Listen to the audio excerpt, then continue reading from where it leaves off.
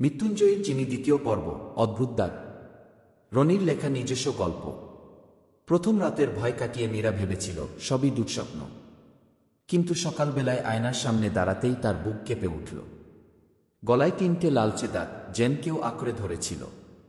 শ্বশুরবাড়ির লোকেরা অবাক।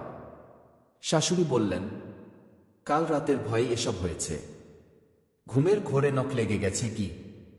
কিন্তু মীরার মনে হচ্ছিল এটা সাধারণ কিছু নয়। দিন যতই যাচ্ছিল রাতগুলো ততই অদ্ভুত হয়ে উঠছিল। দ্বিতীয় রাতে মীরার গলার হার হঠাৎ অদৃশ্য হয়ে গেল। আয়নায় তাকিয়ে দেখে নিজের মুখ নেই, বরং সেই বৃদ্ধার বিকৃত মুখ, যার চোখ জ্বলছে আগুনের মতো।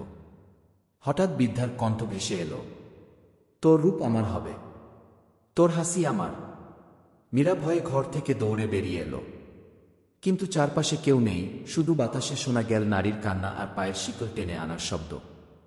এবার গ্রামের পুরোহিতকে ডাকা হলো। তিনি দরজার সামনে এসে দাঁড়ালেন, মন্ত্র পড়ে বললেন, এটা কোনো সাধারণ ভূত নয়, এটা মৃত্যু থেকে ফিরে আসা আত্মা, মৃত্যুঞ্জয়ীর যিনি খেয়ে। সবাই হতবাক হয়ে গেল। পুরোহিত আরও বললেন, ও কারো দেহে প্রবেশ করলে তাকে আর বাঁচানো যায় না কি?